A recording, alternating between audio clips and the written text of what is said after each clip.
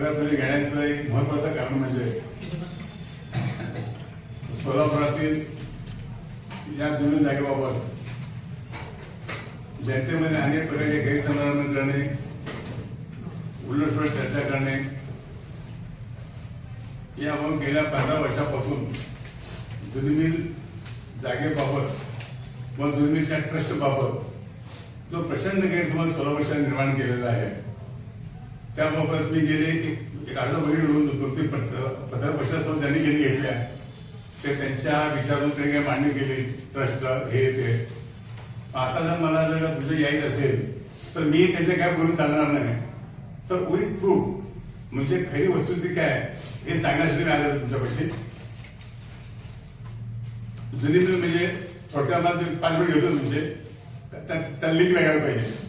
63 साली मिल पण पडली जुनी मिल सोलापूरची. त्या कामगारांचा पैशाचे क्लेम न्यायालयात मिल का पण पडली तर कामगारांनी मालकाचा पुतळा झाला, त्यामुळे अशा घडे मिल मालकाने रागाने बंद केली. कामगार पुतळा झाला ह्या मला रागवून आणि कोर्टात प्रकरण गेल्यानंतर कोर्टामध्ये कामगारांचे क्लेम दाखवून दिले. मग कामगारांनी क्लेम दाखल न झाल्यामुळे मिलच्या मशिनरी विकल्या पण कामगारांनी पैसे मिळाला नाही.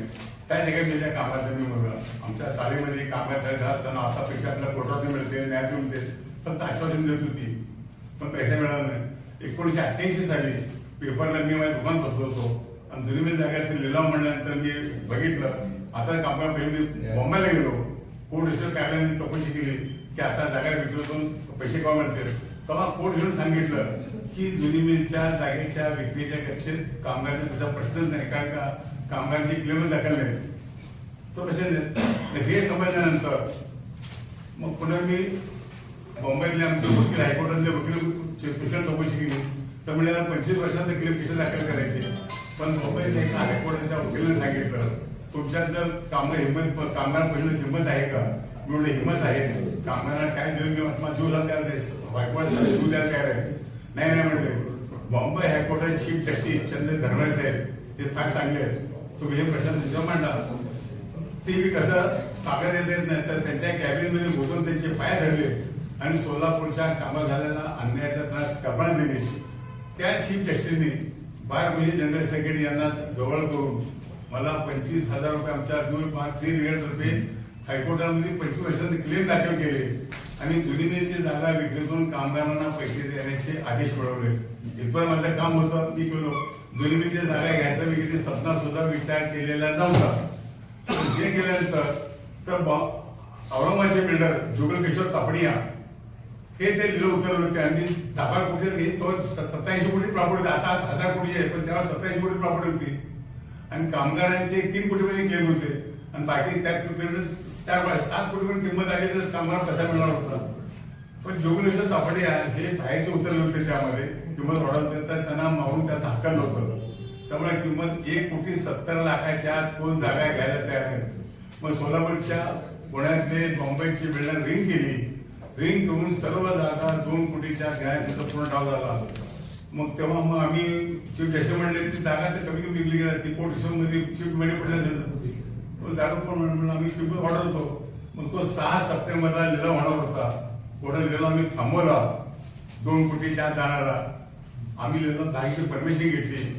30 लाख रुपये मी डिपॉझिट करून भरल्यानंतर कोर्टाने लिलाव थांबवला. पुन्हा जेव्हा मी लिहिलं 30 लाख रुपये म्हणून लिहिला भाग घेतला मिळाल्यानंतर आजपर्यंत पत्राबद्दल काही गोष्टी द्यायला नाही, पण आज पण पुरावा देतोय मी की मोरारका सोलापूरच्या सर्व बिल्डर राजकीय मंडळींनी मोरारका दिलं की ह्या माणसाला थांबवा.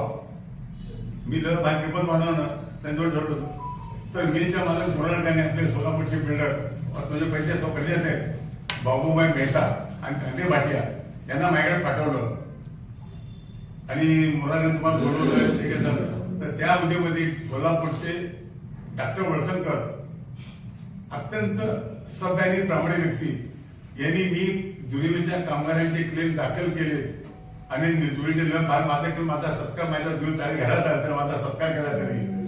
एक मला हार घातला उशीर होतं आणि त्या दुसऱ्या दिवशी बाबू मेहता आले की म्हणले मालकाने बोलवलं. ठीक आहे येतो म्हणलं. मी डॉक्टर म्हणलं डॉक्टर साहेब असं मोरारने बोलवलं तर तुम्ही मला काही इंग्लिश येत नाही का बोलताना बोलला तुम्ही चलावं. डॉक्टर मॅसन आले मुंबईत गेल्यानंतर मी डॉक्टर वळसंकर, बाबू मेहता आणि कांते भाटिया तर मोराने क्या म्हणे स्पष्ट, तुम जो काम कर रहे हो वो छोड़ दो. तुम्ही लिहिलं भाग घेतला ना तर सोडून द्या. तुम्हाला काम करायचं तर तुम्ही भाग घ्या. तुम्हाला 2 कोटी रुपये आणि 10 एकर जमीन देतो. ही माझ्या एकट्यासमोर नाही, डॉक्टर वळसंकर, बाबू मेहता यांच्यासमोर म्हणल्यानंतर ओ शेठजी मला पैसे 90 मिळत जागा, माझ्या कामगारांना पैसा पाहिजे. मी त्या कामगारांना बोलूया मला कामगार पैसे द्यायचे. उतारे म्हणून आम्ही तिथून उठून निघून आलो बाहेर आल्यानंतर डॉक्टर वळसंकर माझ्या पाठीवर पाठीवर छाप मारली. म्हणले एवढा प्रामाणिकपणा मला तुझ्या बघितला. म्हणजे तू मग मला विषय काय करणार. म्हणलं औरंगाबादचे बिल्डर मला जो तापडी या त्यांनी म्हणलं तू 2000 वाटा आम्ही घ्यायला तयार आहे. म्हणले कुमार पुन्हा तुम्ही जागा बिल्डर हातात देण्यापेक्षा ही जागा सोलापूर सामान्य लोकांना आपण देऊ. मला जर मिळेल काय हरकत देऊ तुम्हाला. मी म्हणा का मग डॉक्टर येऊन सोलापुरातल्या 15% व्यक्तींना डॉक्टर वळसंकर, केळकर, तुळपुणे, व्या कुलकर्णी, विवेक गडसाची, रंगाण्णा वैद्य या सव्वा 3 पेपर होते आणि 3 संपादक या सर्व एकत्र येऊन म्हणले आपण करायची एक योजना तयार केली की सोलापूरच्या लोकांना आव्हान करायचं आणि त्यांना त्या शिट्टा स्थापन केला. घटना तयार केली केळकर वकिलांनी आणि ते जेव्हा दाखल केली चॅरिटीमध्ये तेव्हा चॅरिटी कमिशन काय म्हणलं, घरबांधणी संस्था हे चॅरिटी कमिशनरच्या अखत्यारीत येत नाही. त्यामुळं मग छोटे काम मग त्यानंतर त्याचं काय ठरवलं होतं, संघर्ष नावानं अकाउंट ओपन करायचं आणि त्या आपण लोकांना पैसे वळा सांगायचे. त्या डॉक्टर आणि विद्वान होते केळकर तोडपडे साहेब थोडं पहिलेच आहे त्यामुळे लोकांना आपण द्यायची जागा एक काम करू. ऑलरेडी दोन्ही बेकार कामगार संघटना म्हणून कुमार केळीने पहिले कामगार संस्था आपण जागेत भाग घेतलेला आहे. तर आपण लोकांना सांगू की त्यांना जागा पाहिजे तरी आपल्या स्वतःच्या नावे बँकेत खाते काढायचे आणि त्या खात्यामध्ये तरी पैसे टाकायचे. अशा पद्धतीनं सोलापूर लोकांना आव्हान केलं. या सोलापूरच्या प्रत्येक आव्हान करून लोकांनी जे पैसे भरले होते 25 रक्कम भरली. 9 कोटी 56 झाला लोकांनी पैसे भरले. 25 रक्कम भरल्यानंतर सोलापुरातील या राजकीय मंडळींनी महापालिका कमीला जाऊन गैरसमज निर्माण केल्यामुळे आम्ही पुढची रक्कम भरू शकण्याचे पैसे जप्त झाले. 10 वर्ष संघर्ष करून सावकार व्याजाने पैसे घेऊन हे जागा रिसर्च वाटप करण्याची उमारगड संस्थेच्या नावाने आम्ही घेऊन लोकांना 99 साली त्यांचे पैसे देताना चिठ्ठीपर्यंत 10 सूत्र वाटप केली.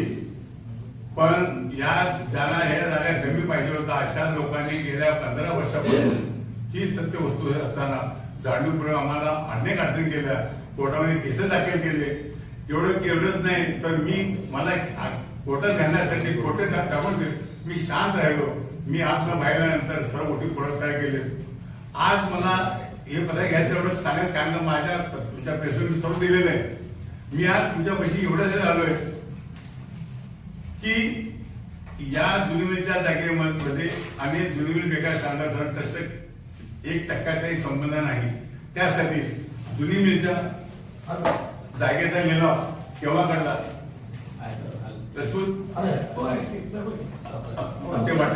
ते कोर्टाने काय म्हणतात का हे बिल्डर 2 कोटी मध्ये जागा घेऊ लागलेले सोलापूरले बिल्डर लोकांची नावं येत आहे सर्व.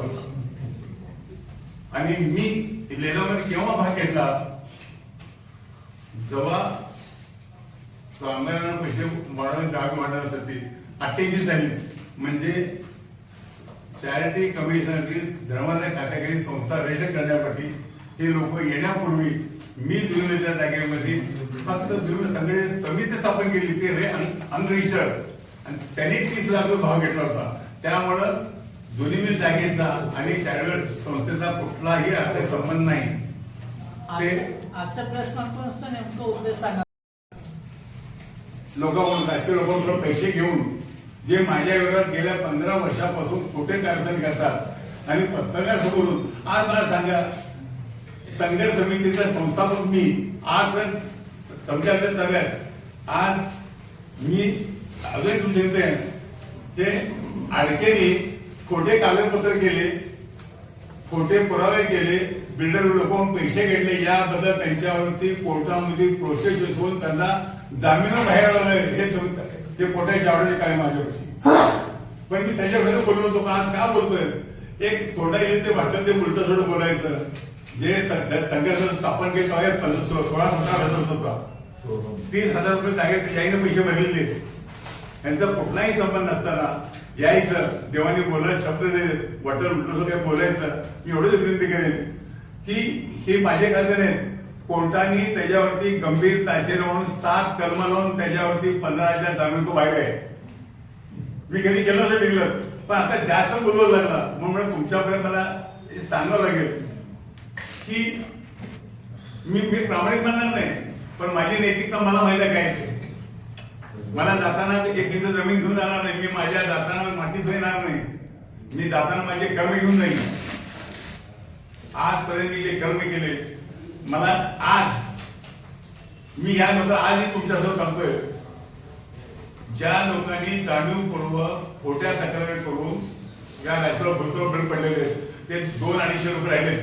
त्यापैकी 91 लोकांनी 4 वर्षापूर्वी ऍफिडेव्हिट देऊन त्याचे जागा घेतलेले आहेत.